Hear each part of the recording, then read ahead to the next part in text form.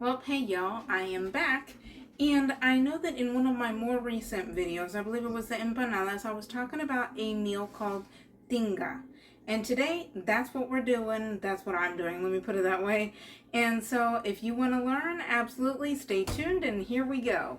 As you can see, I obviously have my pot with some chicken breast and some onion in it. The onion is just to give that broth a little bit of more flavor. I forgot to pick up any garlic while I was at the store, so I'm just putting in the onion. But otherwise, I'm going to let this cook. I'm going to let it boil. And then once it boils, it'll be done in give or take 25 to 30 minutes. And so I'll be back after it is boiled and shredded. That's the only thing that's going to happen in between now and then. Now, of course, while that chicken is beginning to boil, I'm going to just put this into kind of like ribbons of onion. So it's going to be somewhat, I would say, thinner. This looks a little bit thicker because of the fact that it's right there on that edge.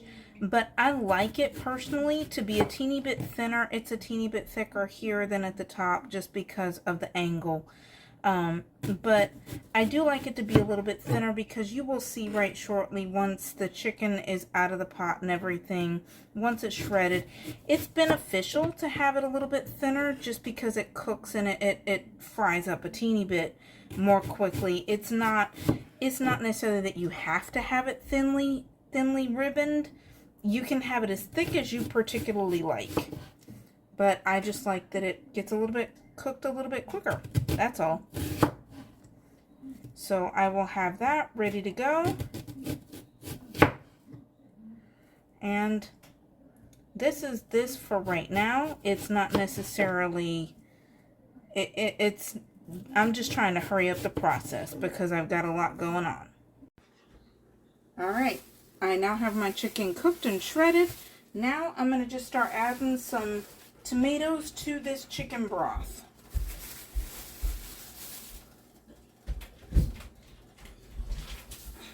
I have currently about 3 breasts that I just cooked, and then I had another breast or 2 that I had left over from when I made them on this last Friday, I'm sorry. So that chicken is still good, so I'm going to go ahead and use it. And we're just going to let these cook for a minute. We're going to let them open up just like you would see in my red salsa video. That's all I'm looking for with these as well. In the meantime, I can start to do the onions, which of course I'm going to make 2 separate batches because my boys are not going to handle the spice like I will. And so I'm going to make what is for me in this one and what's for my boys in this one. But obviously you can take whichever that you prefer, the more spicy. To me, Tinga does not taste good unless it's got a good punch to it. But, of course, since my boys don't handle spice very well, I'm going to be gentle with them, and I'm going to make 2 separate pots. I'm going to take and just do some of these onions in the little one. I don't know, you can probably see a teeny bit. Give me a second and I'll get it. And I'm going to just take and put a whole buttload of onions in there because it should be a bit more chicken in there. If I need, I can always transfer some from here over here. I'm not going to worry about it too hard. I don't know if you could see already, but I did have a little bit of oil. You can use whichever oil that you prefer or use to cook, fry, etc. You don't want a whole lot. All you need is just enough to get these kind of wet, if that's a good word, to get them somewhat covered with the oil. You don't want it to be super oily. You just want just barely any at all.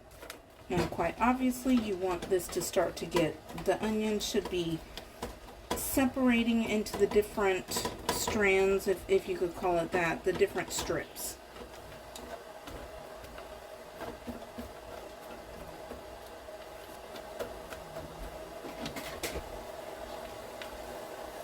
I don't know if you can tell in the color of the video, but this, I can tell that it's just barely just coated with each of those strands of the onion. So it's perfect for this one, and it's pretty much perfect for this one, so I'm very happy with that. And then we're just going to cook these until they become pretty translucent, that they just they want to be somewhat soft and whatnot like that, because of course right now they're crunchy. So you want them to become a little bit translucent, maybe even a teeny bit toasted. And depending on how much time you got, probably.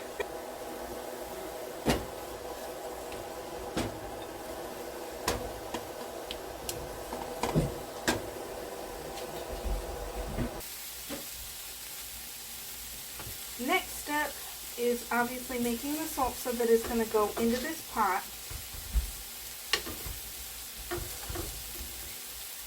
I'm going to only add 3 of these tomatoes right now. I will add it to this pot first after I find out how much that it is with the chipotle, once I have a little bit of that flavor in there.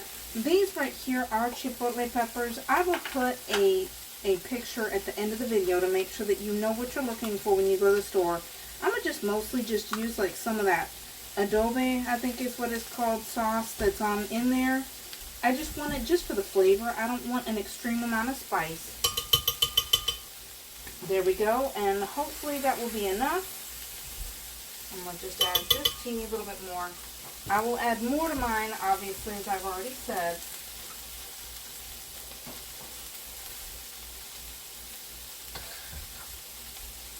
A little bit of salt. I'm going to blend this baby up. Now, as you can see, this is starting to get a little toasted, beautiful, thankfully not burnt. And then I'm going to just add that salsa right up in there. So it's good and coated, but not too much. Okay. I'm going to leave a teeny little bit of that because I'm going to add some chipotle to mine. But there we go. We're going to just let that boil until it becomes a little bit thicker. And then I'm going to make this salsa, and then I'll be right back. Going to add this one to this one. It's got a little bit of a stronger chipotle flavor and a little bit of a kick, which is actually what I want, because this is one of those meals that to me, it just doesn't taste very good unless it's got a little bit of a kick. So I'm going to have it do just like what this other one is doing and boiling for just another minute. Well, actually this one's pretty much ready, and I'm going to get this one boiling pretty quickly. And then I'm going to add in that chicken. And all you got to do is just let it get a teeny bit more thickened, and then we're ready to eat.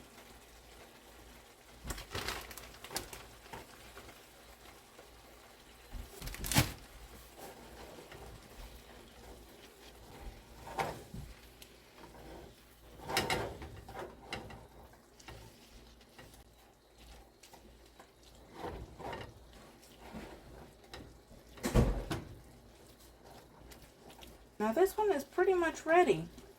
It's actually got a teeny bit less salsa than what I would like for it to have. I'd like for it to have just enough over there, but it'll probably, as the chicken heats up, it'll probably start to let go of a little bit of the juices and everything, and it'll probably look a little bit more what I'm looking for.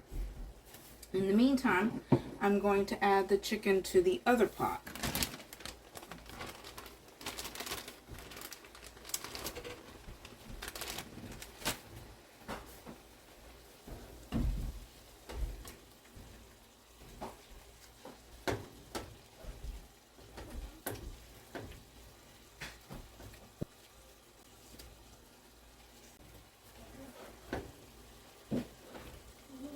Now, of course, I'm making extra for me because I'm going to need something for tomorrow and Friday nights. Right now at my house, it is Wednesday. So I'm going to need something for my dinners while I'm at work. So I'm just making extra so that I can have plenty for them as well. And this is just about done.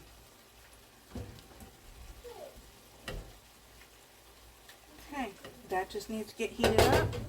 And this one's pretty much, that's done. Here I have the plate served, and I have here blue corn tortilla chips.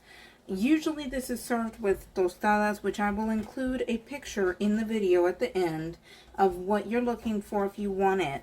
I just have blue corn tortilla chips because that's what I have, and they did not have any tostadas when I was at the store today. So you just take it, you can take, there's a big huge tostada, which if you get a bag of those, you want to make sure, check and make sure that there are as many of them, they can break easily. So make sure you get as many of them as you can that are whole. Otherwise, you can break them in half. They're a little bit easier to use like that. Dip it into some of that sour cream. Grab some of the tinga with it. You can use the other half of the tostada to grab it and kind of almost like a fork, or you can use a spoon, whichever you prefer, and then take it just like that in your mouth, and that's how you eat it. So there you go. Hopefully it's generally easy for you. It can be spicy if you want it to be, obviously, but it doesn't have to be. And I hope that you enjoy it. If you enjoy my recipes, absolutely subscribe to my channel. Hit the like button on the videos if you like it that much. I would appreciate it. And absolutely, otherwise, I can't think of anything else. Y'all just have a delicious day.